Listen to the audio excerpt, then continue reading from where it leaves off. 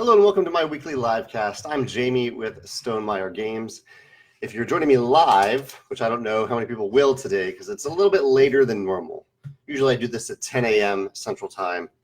And today I had a plumber scheduled to show up at 9 a.m.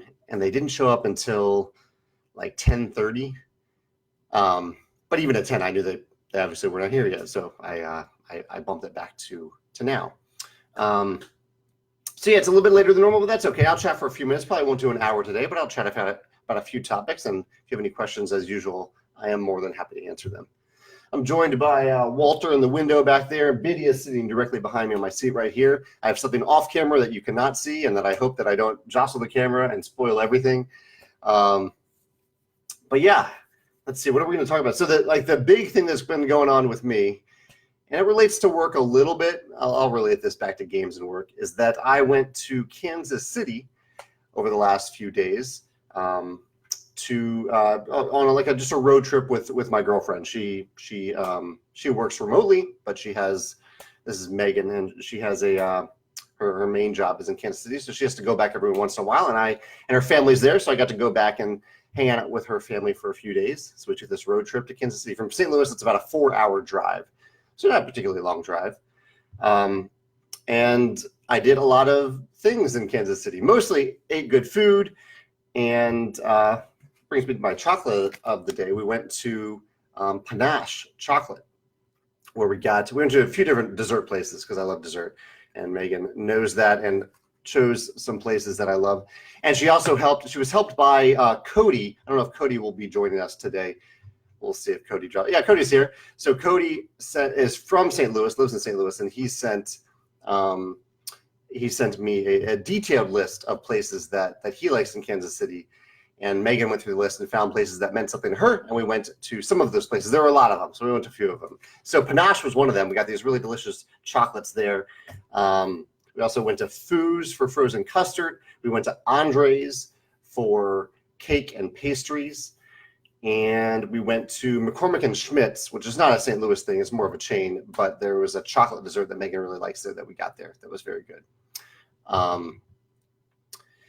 And I guess to connect this back to games for a second and gaming world, just so you can, you guys are mentioning some good news. So I'll mention that good news in a second. But we did play some games in Kansas City, too. We were there with Megan's brother and his girlfriend and her mom and her dad. Dad wasn't there the whole time, but mom was there the whole time.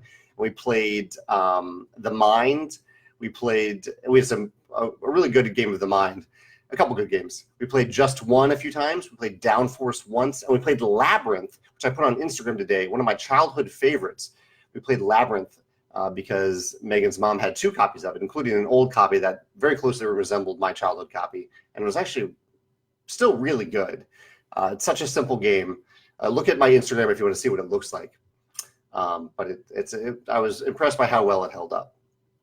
So let's see. A few of you have mentioned some congratulations here for a big thing that happened to my company. I'm still getting a little choked up feeling that because it's so validating for this to happen to my company. Our game Wingspan got selected for the Kennerspiel, which is like the gamers game of the year. It felt really good to me and my company, and obviously for Elizabeth, who was there in Germany to receive the award. So I'm choking up now. I got all choked up when I got the award. I rushed over to Megan. She gave me a big hug, but still getting choked up about it. So maybe I can't talk about that without getting choked up. But yeah, it just meant a lot to me. Joseph says, if I could have another pet, what pet would it be? It would probably be a pet for. I know I'm not supposed to say this, but it would probably be a pet for my pet. So it would be like I've thought about getting like a little chick for my cats to play with, in the hopes that they wouldn't actually kill the chick. But I think it'd be really cute to see my cats with a little chick. Obviously, that would grow up to be a chicken at some point, but I wouldn't mind having the eggs from a chicken. So that's my go-to. But I do. There was Megan's brother has a dog that he brought, and while I don't know if I want to go through the effort of taking care of a dog, it always is nice to have a dog around, and so it was nice to have a dog around during this visit to Kansas City. Chris said, how long did it take you for me to press go on a new print run for Wingspan after the Kennerspiel win? -4 months. We've been planning more print, or we have so many print runs of Wingspan in the works already that we didn't need to press go on another one. And we've been planning for this really since the nomination. So currently we have 4 print runs at various stages of production.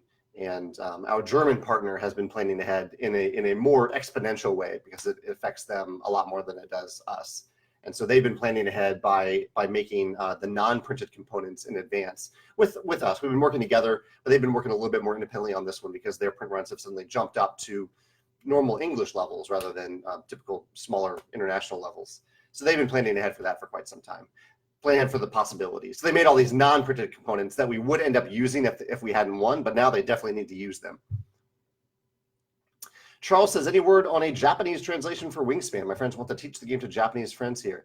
Yeah, it's well, actually, I don't know if that's mine to say. I will say that yes, it will exist, but I don't know if I'm supposed to say more than that. So contact ArcLight. ArcLight is our partner in Japan. If I don't know how much they've said about it yet. Michael says, did the plumber do his job well? Yeah. So one of the only real unfortunate thing about this Kansas City trip is that 2 hours into the trip, we're halfway between St. Louis and Kansas City, and I got a call from a real estate agent saying that something in my condo was leaking on the condo below me. And I had a pretty good idea of what it was. It's something that has happened to many other units in my building, but it's never happened to mine in the 15 years that I've lived here. But the one time that I leave home, I'm here all the time. The one time that I leave home, this happened. So fortunately, I had a friend rush over, turn off the water to the toilets, and that seemed to help. And I had a plumber come today, so I'm going to get a plumbing bill, and then I have a painting bill for the place downstairs. But at least no floods happened or anything. It was fine. And yeah, the plumber did his job today. Yeah, thanks for asking. That's why this is late. If you're joining me late now, that's why this discussion is a little bit later than normal. So Tim says, what does the Kennerspiel mean in practice? We're still trying to figure that out. It's really hard to tell with Wingspan in particular because Wingspan has gotten so much press and even non-traditional board game press that I actually don't know if it'll have much impact on the English version at all. The German version, they're pretty confident it will have a huge impact because that's just their experience. They have a lot of experience with this happening in Germany, so they know it'll have a large impact. Exponentially higher sales in Germany for sure. And I have seen our other European partners that are kind of around Germany. A few months ago, I mentioned the nomination to them, and many of them said, "Okay, we're going to jump in on another print run at that point," because they kind of know the impact of even just a nomination, not just winning the award. But in practice, what is the other thing in practice? Oh yeah, the other thing in practice that I have learned, nothing against the Kennerspiel organization, but I did learn that if we want to put that little logo on our box, or even on the shrink wrap on top of our box, or any marketing about the game, any advertising, we have to pay for it. We have to pay a $1 royalty to do that for every game that has that sticker on it. Or I think it's like every game sold after we start using that sticker for any purpose.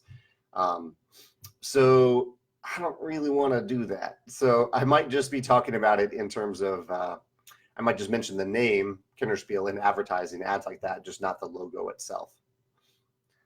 I'm smiling because I see that Megan herself has joined us right now, although I'm a few minutes behind in looking at this.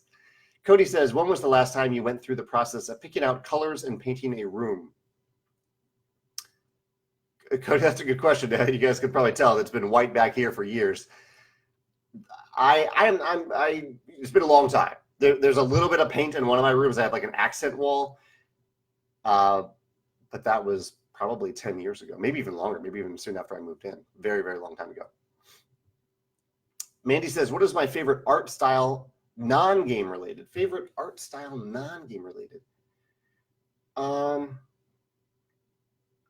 like realism in terms of like old classic art.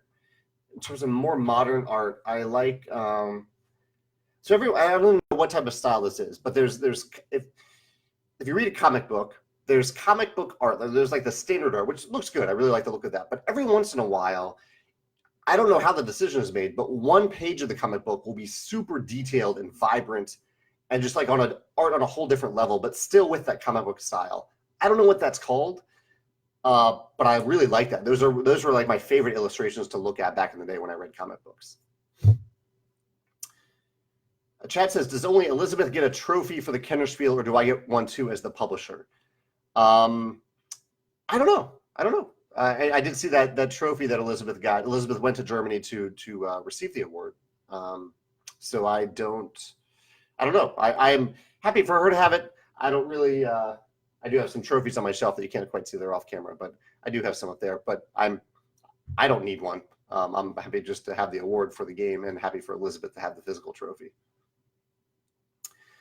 Let's see if I have any other random topics. So, one thing I did want to mention before the Kennerspiel, before I hopefully don't get emotional again, is I'm going to get emotional. It's going to happen again, guys. Okay, the outpouring of like congratulations has been really incredible. Not from people like you has been awesome, but also for a lot of people in the industry, like other designers, other publishers, artists reach out. Yeah, it was. See, I'm getting emotional again. I can't do this.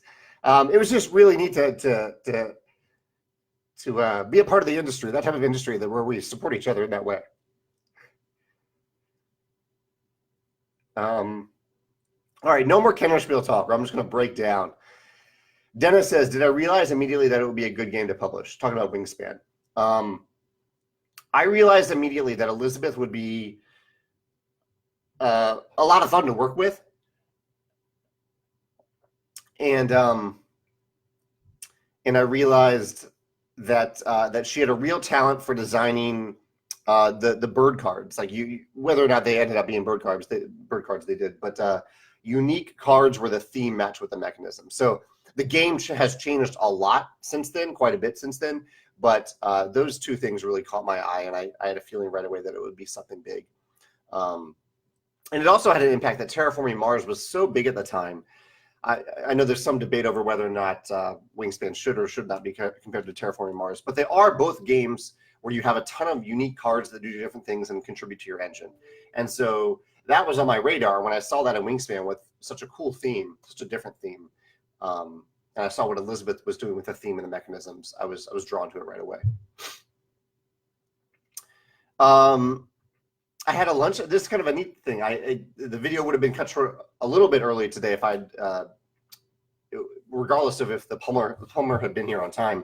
But I met with our Spanish partners today. So we have a Spanish publishing partner, Maldito, who happened to be, they're ending up at Gen Con, but they happen to be coming through St. Louis for a few days. So I was in Kansas City the last few days, so I missed them then. But fortunately, they stayed just long enough that I can meet them for lunch today. Me and Alan, my co-founder, met them and had a really nice lunch today with our Spanish partner, which is great because I rarely, you may not realize this, but I work with people all around the world, but I rarely actually meet anyone face to face. My graphic designer, even, she's in Wisconsin. I haven't seen her in like 10 years. She's a college friend, so I have met her in person, but a lot of people I have never met in person. And so it's really neat when I get to do that. I had met this partner before, Alamo, at Gen Con. But I'm not going to Gen Con this year, so it was really neat for him to be in St. Louis, just happen to be here, and to stop by. Chris says, do I know if MapleSource will have the Wingspan correction cards at their booth at Gen Con? I don't know for sure, but I can't see why not, because they definitely have them in stock.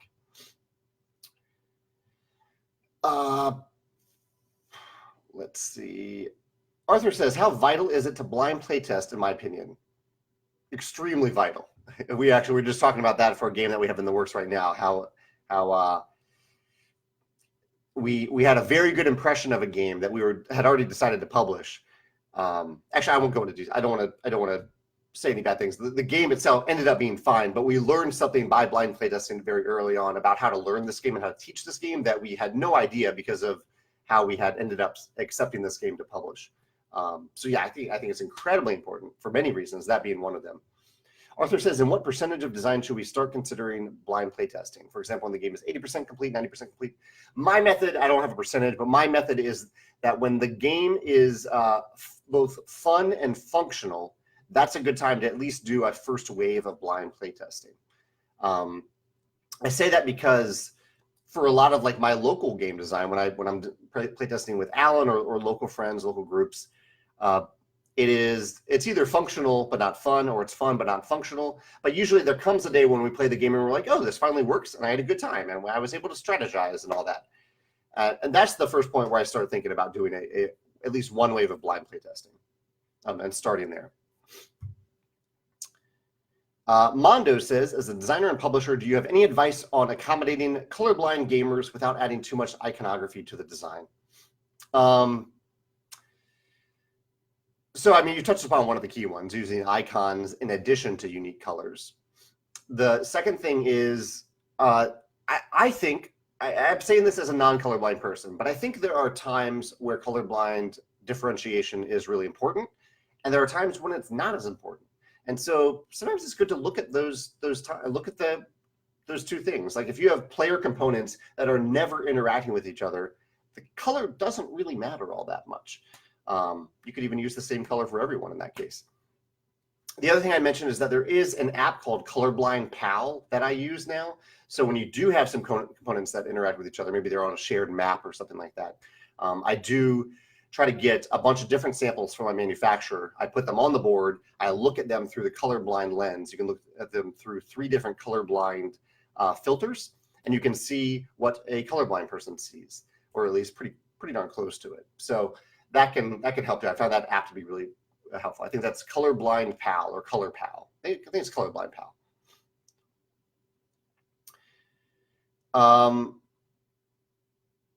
Anthony says, did anyone bring up Golden Bell and Pleasant Buffet yet? After originally saying free shipping for their small card game, they're now asking backers for $25 to get games shipping. Haven't even started production yet. Thought there might be a question there, but no one has brought that up yet. I'm not familiar with it either. Charles says, how many people played the Just One game with you in Kansas City? What do I feel are the best player counts for that one? Yeah, one of the nice things about Kansas City is that we not only won the Kinderspiel while I was there for Wingspan, but we also played Just One, which won the Spiel des Jahres. Spiel des Jahres, I think. We played a couple 6-player games of Just One. I think we just did 6-player. Maybe we did a 5-player too, but definitely 6-player games. What do I feel are the best player counts for that one?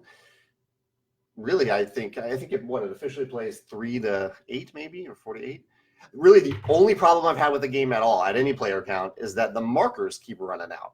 And so we're down to 2 markers at this point. The rest have stopped working. So I need to buy new ones or use some of the ones that I have here.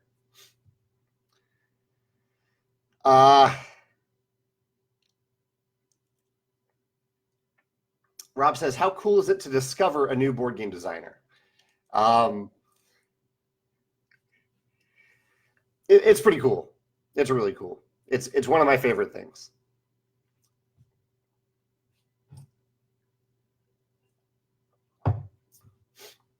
Okay, I'll see if so Kansas City, I'll go back to there for a second to see what else we did. I already did chocolate of the day, which was from Panache. One of my favorite things, one of the most memorable things I did in Kansas City, I'll mention 2 other things. One is that we went rock climbing in a cave. It was indoor rock climbing, but apparently Kansas City has an immense network of caves that I think vary in terms of distance below the surface. But this one I think was fairly deep, but there are places where you can drive into it. But it's like a vast network. I think it was the one we were in was 1.2 million square feet, and they use it for like server farms and for storage and for office space, because it's naturally cooled by being underground. And of all things, they had a rock climbing gym, an all bouldering rock climbing gym. As you know, I've been getting into that a lot more. I don't know if you know that, but yeah, I've been getting into rock climbing a lot more. And so it was a really fun challenge to go down there and just do bouldering for a day. Bouldering is when you don't have any ropes attached to you. So it's a different challenge than when you can lean back and kind of relax for a second on a belay, or even just the thrill of jumping off an auto belay, or having that backup, something to catch you. You have nothing to catch you when you're just bouldering, but you don't go up that high. So that was really neat to do in Kansas City. I have one other thing I'll bring up in a minute about Kansas City, about working remotely. Max says, what is I hope I didn't skip a question. Yeah, Max says, what is your favorite movie from 2019 so far? Let's see, I'll pull up my little movie list and I'll give you an exact answer. I rate all movies I see on a 1 to 5 scale, and I keep track of them on a Google Doc. Let's see if there are any 5s yet. I don't have any. I haven't watched. Oh no, I do have one. Oh, I don't know if this actually is. At the time, it was a 5. We'll see if it remains a 5. The only 5 on my list right now is a movie called Isn't It Romantic? It was a romantic comedy parody that I really enjoyed. Looking back, I don't know if I would quite give it a 5 because I haven't been excited to watch it again. But I must have been really happy after I saw it, and I really enjoyed it. So yeah, I gave Isn't It Romantic a 5. And so technically that is my top movie of the year so far. What about you? What is your favorite movie of the year so far, Mac? Daniel says, when I'm thinking through publishing a game, how much of it do I want gamers to feel familiar with versus innovating with new mechanisms, components? For the familiar aspect, the important thing to me is that it's easy to learn and to start playing, even if you don't understand all the rules yet. So sometimes that comes back to being familiar, like worker placement. You can or deck building. Many gamers, know those core mechanisms, so it's a little easier to get them into the game. But I don't think that's necessarily true all the time. Sometimes you can introduce a new mechanism, and it's so simple and streamlined because you've thought through that it's still really easy to learn. Beyond that, though, I really do like. I prefer, especially in terms of publishing, I like unique mechanisms. Because I want something fresh and innovative. And a lot of designers are doing that. I think a few years ago I may have said that with a little bit of judgment, maybe, because I was maybe seeing a lot of the same, but I'm seeing a lot of innovation from designers these days. Arthur's bringing up tournaments again, which I appreciate, Arthur. I know I recommend that we bring it up here so I can talk about it more in length. Last week we were talking about tournaments, and you said that there are some reasons tied to Stonemaier which justify the facts that you don't do them. What are those? So Arthur, a little story that I've told that I don't think you've heard is that 6 years ago, we had a Euphoria tournament at Geekway to the West. And there was a cash prize. Anyone could sign up, and there was a cash prize for the winner.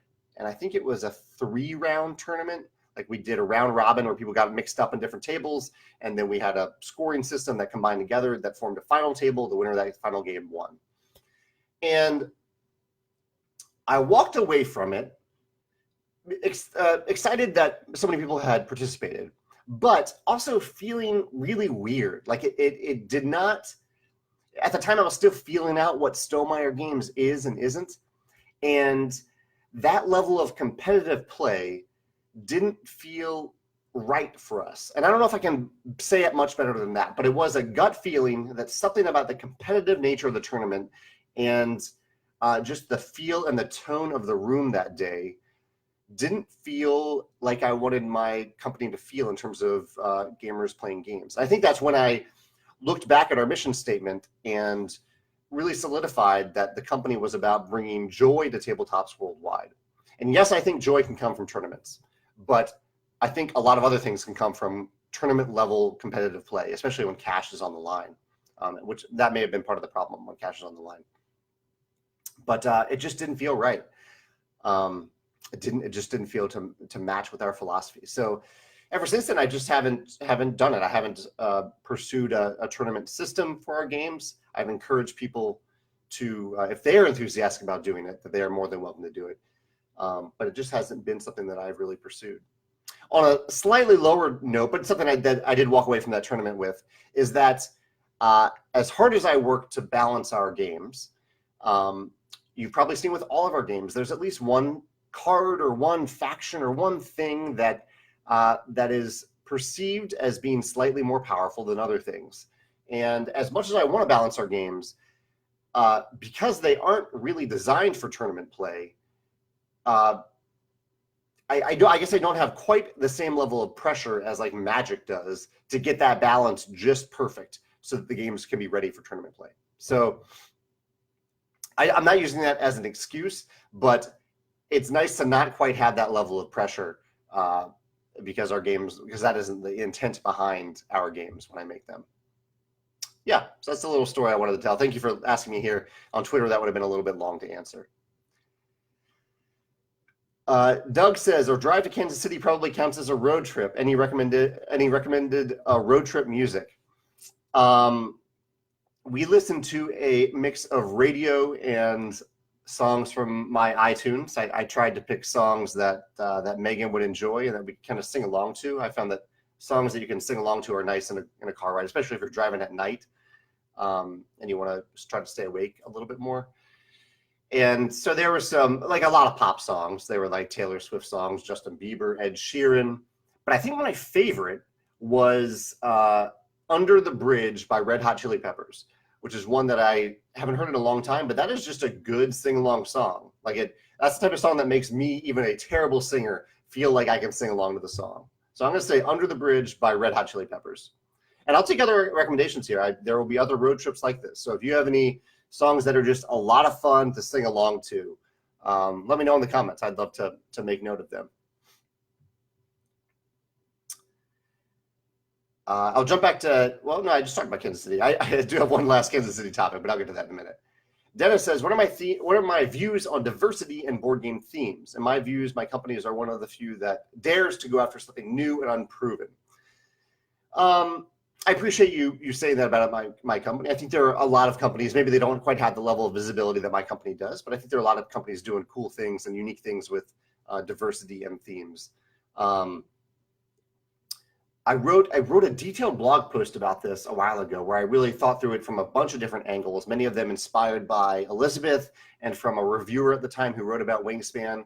And a big part of it, I think part of the focus of this blog post was the power, and this isn't so much about themes or about themes, it's more about diversity, but the power of seeing names on a game box that you don't normally see. And in Wingspan's case, if you look at the game box, there are 4 women on that box. I'm getting emotional again. I can't talk about Wingspan, guys. I'm just too emotional about this game right now because I'm so proud of it, proud of Elizabeth. But yeah, there are 4 women on this box, 3 illustrators and Elizabeth.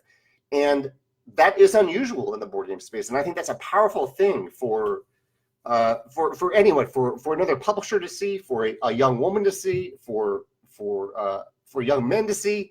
I think that's a powerful thing. And so that's one of the things that I think about diversity, and one of the reasons that I put the artist names on our game box, because well, not because they're female. I put them on the game box whether they're male or female, but most of our artists so far have been female, and I want to give them recognition. I want to put their names out there. And really, I really truly see that both ways. Gender does not matter with that element, but I think seeing names on the boxes is a powerful, important thing, especially if it gives someone out there the chance to see someone's name that looks like their own on the game box. Caleb says, how fast can I get more birds cards from the Eastern Hemisphere? And how fast can Beth paint them all? Actually, Beth didn't do any of the birds in Wingspan. She did a few illustrations, but the main illustrators were Natalia and Anna, and they did all the birds in the game. And they are, well, we're not doing any more North American birds. We're going to cover other continents in the expansions. Michael says, is there a new status on my Civilization game? It's coming along well. It's coming along really well. Let's see. Oh, Russell has a very nice thing to say about Wingspan. I'm going to get emotional if I read it, so I'm not going to do that. But thank you, Russell. Emotional day for Jamie Stegmaier, guys. I don't know what's going on. Rob says, I love when games introduce mechanisms over time during the gameplay. This makes teaching the game so much easier. Is this something that I consider thinking about during design? Absolutely, yeah. That's actually been a major focus of what I've thought about in game design ever since Euphoria. Euphoria came out, and I realized I love this game, but it's kind of hard to teach. I was so focused on the design of Euphoria to interconnect all the different mechanisms that I didn't realize that interconnecting a bunch of mechanisms means that you have to teach them all in a weird order for the game to make sense. You can't just jump in and start playing. So I've thought about that ever since. I thought about it for Tuscany, the expansion of viticulture. I thought about it for Scythe, for Charterstone, for really every game that I've either designed or worked on. A big part of the focus has been on how can we get this to the table and start taking turns within a few minutes and unravel the rules as we play. Russell says that Cool Mini or Not has a come on and play, or Simon play, that when stores host events, there are promos and other goodies for the games. This is something Stonemaier would look into. Actually, Russell, yeah, for a while we had a very promo-driven strategy. It was focused more on reviewers who were doing Kickstarter campaigns and wanted promos for their games. But I also used those promos to send to any stores that wanted them. A store could reach out and say, "Hey, we're going to do a little event for our games. Or for your games, we're going to demo this game. Do you have any promos?" And I would send them the promos. I have moved away from that for the most part because I got the sense, and maybe I was just overly influenced for Scythe, but I got the feeling that people were just getting tired of trying to chase down all these promos. Because people enter the hobby all the time, and so they might look back and say, okay, you had this promo that I can no longer get, and that's frustrating for them. So we've really moved away from that. I've done a little bit for Between Two Castles of Mad King Ludwig. That I did do some promos for some Kickstarter campaigns for that because I want that game to get more visibility. But that was the main intent. So that's like very far down on my marketing list at this point. Max says that his favorite movie of the year so far is Avengers Endgame, but he was surprised by Midsummer, which I've heard good things about. And that reminds me, like I don't know why I didn't give this a 5, because I think looking back, I think I loved Booksmart more than Isn't It Romantic. Booksmart is a really, really good, smart comedy that I really enjoyed. That might be one of my top movies of the year so far. Mac also says, do I think that board games can elicit a sense of dread like movies can? And yeah, especially with maybe hidden trader games and cooperative games, the type of cooperative games where the game is kind of beating up on you the whole game. Those have definitely given me a sense of dread. What are we going to reveal next? What's going to happen next? What's the AI going to do to me next? Nick says, congrats on the Kennerspiel. Did anyone ask how I ended up celebrating yet? Okay, yeah, hopefully I can do that without getting emotional. So I posted a blog post on Monday after we got the Kennerspiel, and I revealed that I'm not very good at celebrating things. It isn't in my nature, but I've come to believe that celebrating can be important. Both celebrating people who were involved in something like Wingspan, and also celebrating personally and a personal celebration. And so we ended up. I actually got a lot of really good ideas, and I might pursue some of the other ones in the future for other celebrations. But we pretty much went to a nice lunch, we went to a nice dinner, and a really nice dessert. I think the dessert was kind of the highlight of the celebration, because Megan and I went out to the Plaza in Kansas City, and we had a dessert that she really loves, but it happened to have a thematic connection to Wingspan, which meant a lot to me. It was something called a chocolate bag at McCormick and Schmidt's, which is this giant chocolate monstrosity with a bunch of berries and mousse and cream on the inside. And so the berries were connected to Wingspan. We also ordered drinks that were connected to Wingspan. I need to post that on Instagram. But we had Wingspan related drinks too. So that was a really, really nice celebration. I can't do this much longer, guys. I'll answer some questions and get out of here. It's just, I don't know. It's still hitting me that we won this award.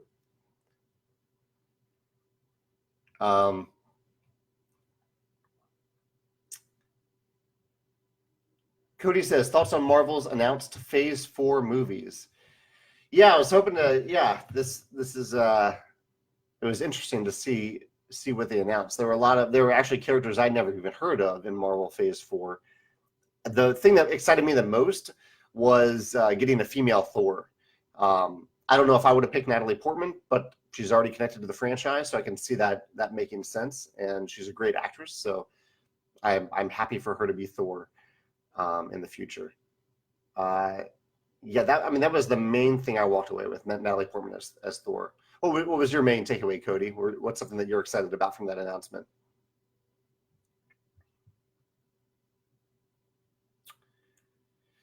Arthur says, if I were to choose between these two themes for an area control Euro game for Stonemaier to publish, which would you choose? I have a feeling you're getting some free advice here, Arthur, but I'm willing to give it since it's public. He says, spaceships, planets, moons, or airplanes, helicopters, airships. I do really like airships, but we've had them in 2 of our games already. Space doesn't really excite me in a game, so I don't know if I choose either of those themes, unless something really unique is done with space. Yeah, that's my. I don't have a great answer for that, but yeah, I would say that's my. Yeah, give me some more options if you don't mind. Dale has a good line about the new bonus card, North American Stonemaier Red-Eyed Weeper. Absolutely, that's spot on. Game with Dread, Legendary counters Alien. Yeah, Rob, I absolutely agree with that.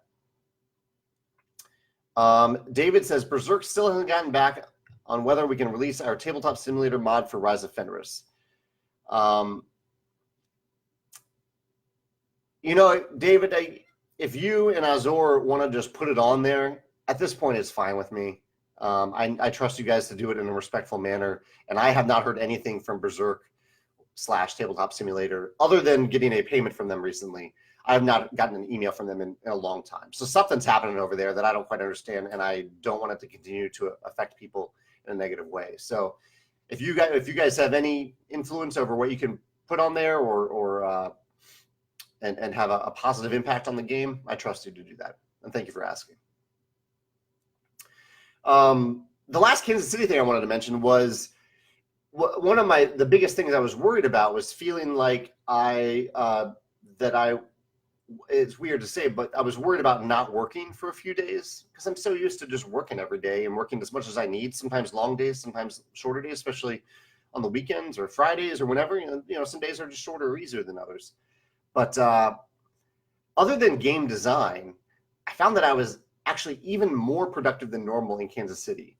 I bought a laptop and used the laptop, and there weren't really any distractions around me.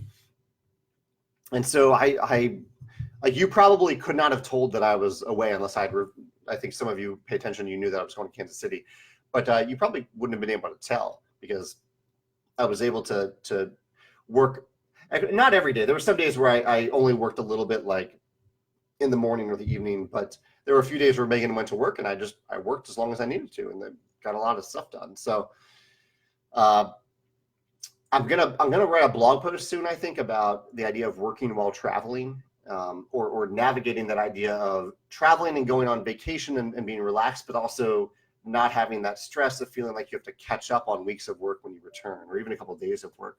So if you have any thoughts about that topic that you want to mention in the comments, feel free to let me know, because that might be tomorrow's blog entry since it's very fresh on my mind. Chad says, when I feel that a game is finished and ready to be made, do I find that I still get some negative reviews from blind playtesters?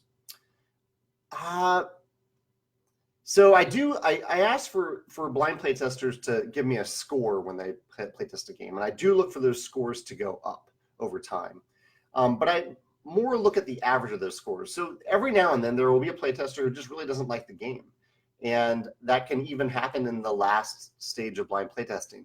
And it's often very helpful. I will read their comments. I will heed them and do my best to make changes to the game as necessary.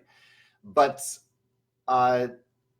it doesn't necessarily prevent me from continuing with the game itself. If I think from the other feedback and from my intuition that the game is ready, or very close to being ready. But every once in a while, too, like with Charterstone, I thought it was ready, and then we got a couple bad reviews, not reviews, but bad playtest reports, and I did another wave of blind playtesting. I went back, I took my time with it and tried to get it right.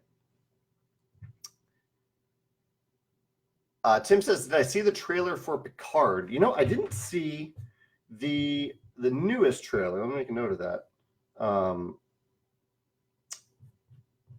No, I didn't see the Comic-Con trailer, which I'm assuming there is one. I saw like kind of the teaser before. I'll check that out.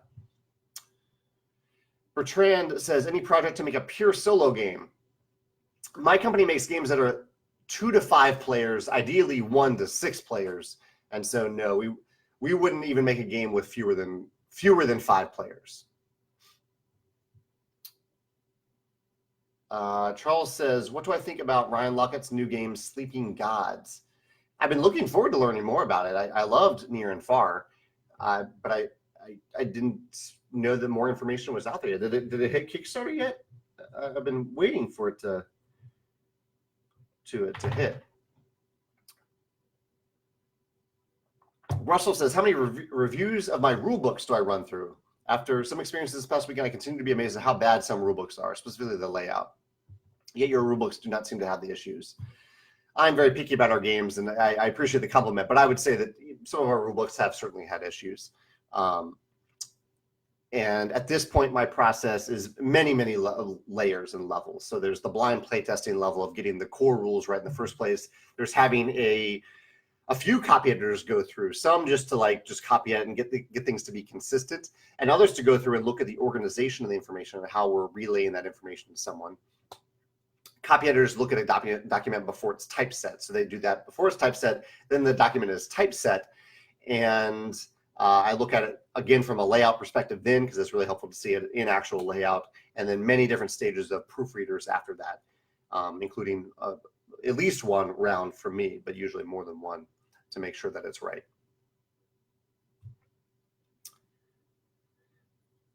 Okay, Arthur gave me another option for area control. Mythological creatures, for example, tied to Greek Nordic stories. Mandatory to have either flight or submarine units. Huh. Arthur, I lean towards these inspirations you're mentioning are fine, but the thing that excites me the most is visiting a new world. And so whatever your inspiration ends up being, I would be the most excited about you introducing me to a new world that I haven't explored before. So that would be the most exciting to me, regardless of the exact environment or setting. Rob just asked a question about rulebooks too. Rob, hopefully you caught that. I'm catching up on questions, but yeah, I just answered that exact question actually, but from somebody else. Pete says, the game developer for the digital version of Terraforming Mars has shut down. Any insight of what this might mean for other digital ports of board games? Interesting. I don't know. I'm actually very surprised by that, because I would assume that would have been a very popular game, that very popular and profitable game. Scythe, I think, has been worth it for the developers so far to publish.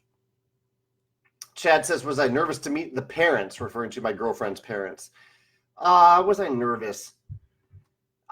Maybe like a healthy dose of nerves, but I generally I can get along with people pretty well. If I need to, I can pretend. With Megan's parents, I didn't need to pretend at all. They were really lovely people.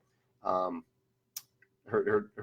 both of them were very different people, but very lovely in different ways. I really enjoyed. I had a wonderful lunch with her mother yesterday while Megan was at work, and had a good time talking Star Wars and other topics with her father when he was around. He was busy with some other summer stuff, but we got to spend the day with him. I went way farther than saying, was I nervous? But yeah, a little bit, but it turned out okay. At least I think it did. We'll see what they say. Zane says, which live campaigns am I currently tracking? I would say I'm tracking a lot more than I'm actually backing. Let's see what I'm backing on Kickstarter right now. I am backing Isle of Cats. Isle of Cats is the only active campaign I'm backing.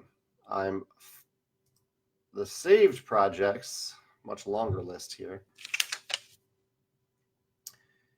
Dwellings of Eldervale, On the Rocks, Trudvang Legends, Meow, One Small Step, Dice Throne Adventures, Shazin, the political strategy game, There are more too. There's Etherfields, Margraves of Valeria, Royal Bastards, Trial by Trolley, and Etherfields, which I already mentioned.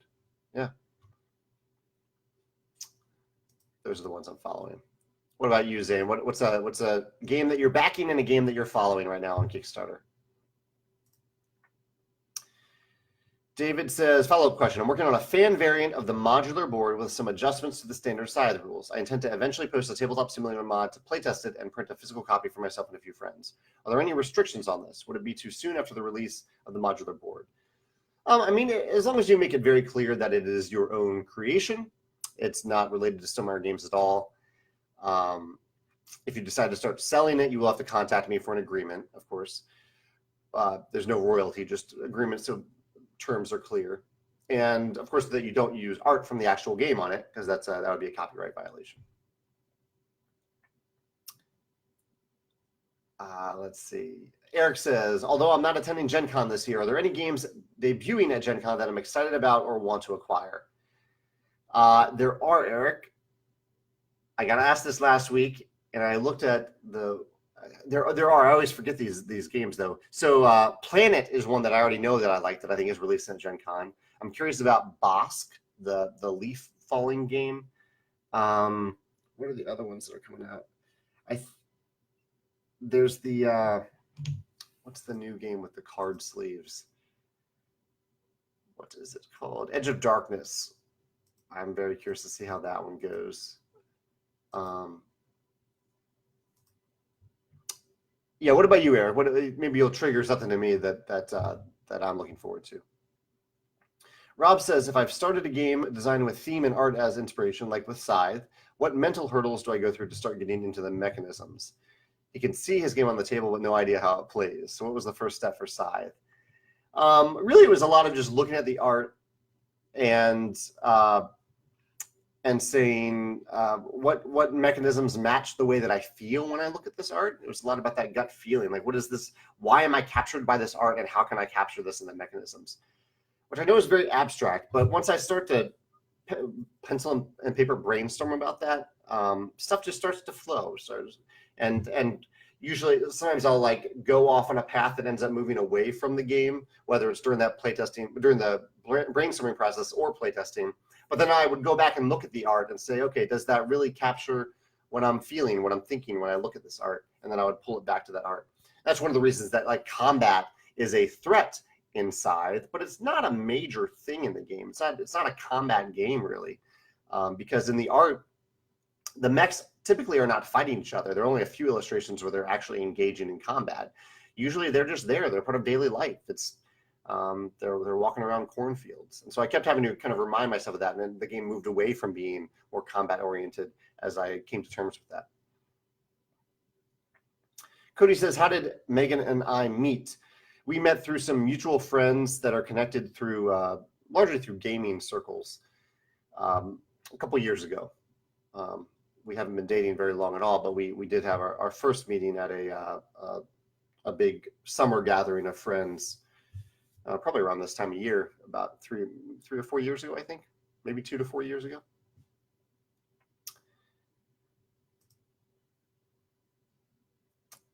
Let's see. Oh, okay. So Nick has a good comment about vacations here, and talking about how a vacation can be a time to reflect on work and the job that I've been blessed with. Yeah, I like that. Richard says, can you have too many games?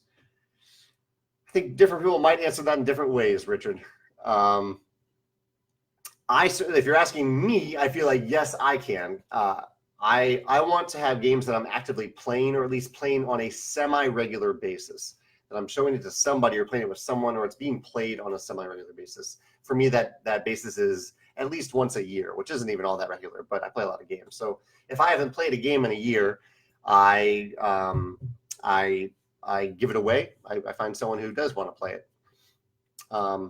But for some people, I completely respect that. Some people are really collectors. They really like to gather their games on many, many shelves and look at that system of games with pride. So I understand that too.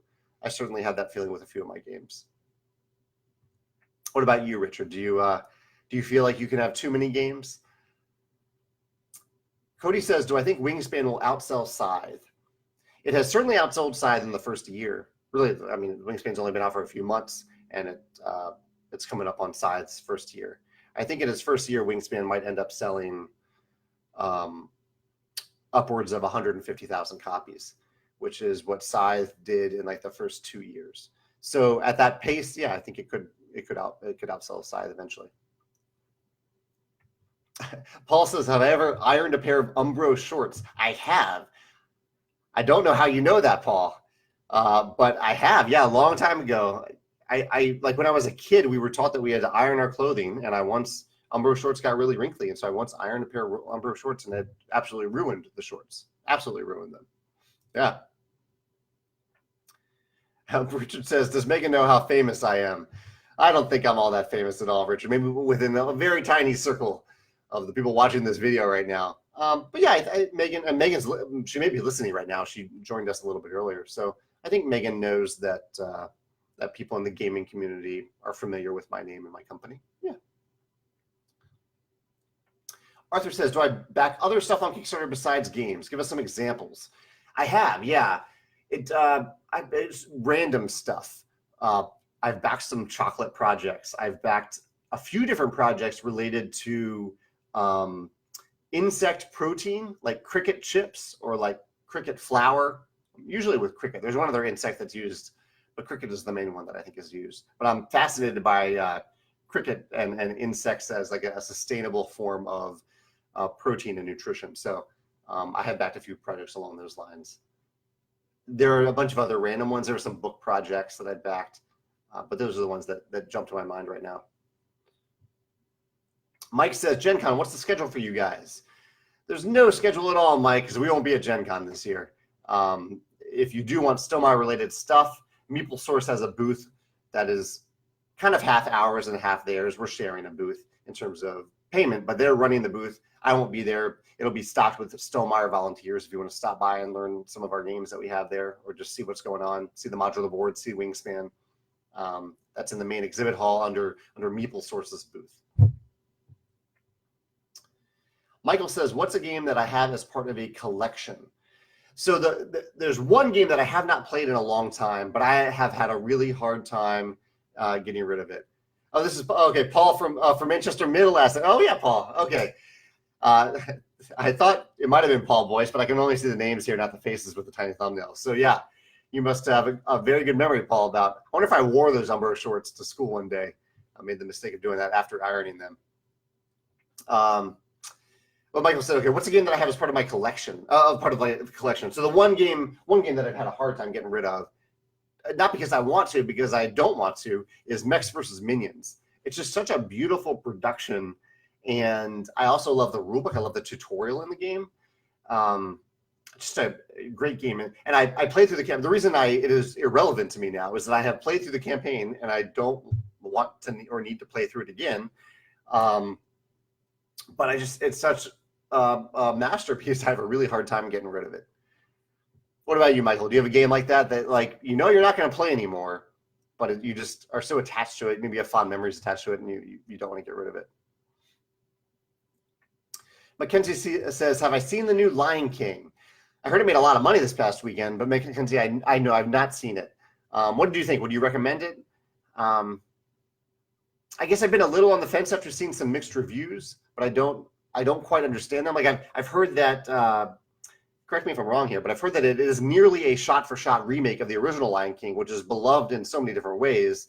But the reviews were mixed, so I don't quite understand if it's so close to the original. Why is it not reviewed as well as the original? So let me know what you think. Chad says, I did get into the grunge phase in high school. Did I ever go through a phase in high school? Did I go through a phase? I definitely wore my pants a lot lower on my hips than I wear them now. Not super low, but a little bit lower. All my clothes were a lot baggier back then. I don't think I went through a phase. My hair changed a lot. I had I had parts on different sides of my hair. I had a part in the middle of my hair for one point. I had very short hair at one point. I had longer hair at one point. that changed a lot. But I don't think I had like an overall phase that I went through. Charles says, in Kumamoto, Japan, there's a vending machine that sells food made of insects, including a cricket brownie. It was quite tasty, except for the aftertaste. That's awesome. I love the different vending machines in Japan. When I was there, we didn't have cricket vending machines, though, so that's really cool. I should try a cricket brownie. I could get some cricket flour and make a brownie out of it, I'm sure. I did. So the last time I got that cricket flour, and I made chocolate chip cookies out of it. And my friends did not want to eat them. I think one person was adventurous, but even friends that I generally consider adventurous eaters were not interested in them at all. Even though they tasted fine, it was just the idea of having cricket in them was very off-putting. So I usually make things like that to share. And so I've in the future, I'll just have to not make them to share. I'll just have to eat all the cookies myself, which is what I ended up doing there. For the most part, I think someone tried one. Bertrand says, what's the best way to submit a game prototype to me? Bertrand, that's the first, you've touched upon the first piece of the puzzle, which is how can you answer that question? And I'll give you a little hint, and it's on our website. If you go to our website, you can see our submission process, and you can learn about it there. Anthony says that he would buy my copy of Mechs vs. Minions if I signed it. Oh, I don't know if I can sign someone else's game, though. It's not my game. Or it is my game, but I didn't design it or have any involvement in it. Michael says for his game is Virgin Queen, a game called Virgin Queen. We only played it twice, and it was an experience like no other. He'd love to play it again, but it was such a massive undertaking that I don't know when that will happen. I have a few games like that, too. Like Alien, Legendary Encounters Alien is in that same realm to me. Epic game. I really love playing it. But for me, and I don't know if this is what you're saying for Virgin Queen, but the setup is a beast in this game. And it's rather confusing what you need to actually set up the game that I haven't done it. I haven't played it again yet. Pete says, when will codename Clay be revealed or announced? I will start talking about what codename Clay is on August 7th.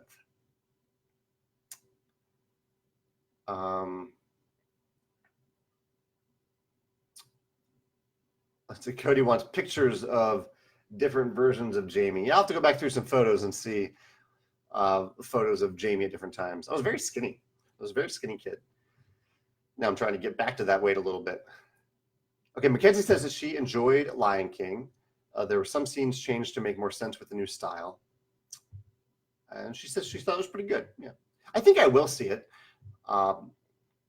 Just maybe a question at this point of whether or not I see it in the theater, but probably. For Mackenzie, her collection game is Zombicide. It got her into the hobby. She hasn't touched it in years, but she has too much of it now. So I guess if you can continue to collect Zombicide or Zombicides, the different versions, or do you just have that same original with like expansions for it?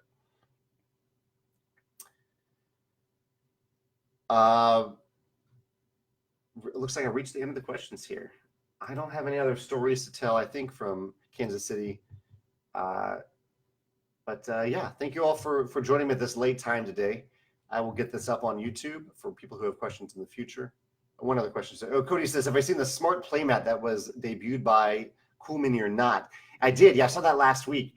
And it made me really happy because that concept was something that I actually started talking to Panda about a year ago. Just a rough idea. Like I wanted to find a way to bring some of the digital perks into an analog surface.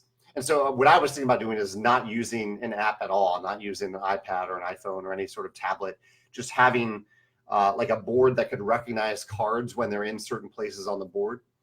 But it made me happy because that was going to be a lot of work to figure out and very tough to prototype. And Cool Mini or Not just figured it out. So I can just play a game with it rather than going through all that hassle of figuring it out for myself. So I'm really excited about it. I'm very happy for them and happy as a gamer, happy as a publisher and a designer as well. Cool. All right, I'm going to sign off here, do a little bit more afternoon work, maybe do a little workout. Thank you for joining me late today, and I will probably see less of you next Wednesday if you're at Gen Con, because I won't be there, but I will be here next Wednesday, 10 a.m. as usual, talking about stuff. I'll see you then. Bye.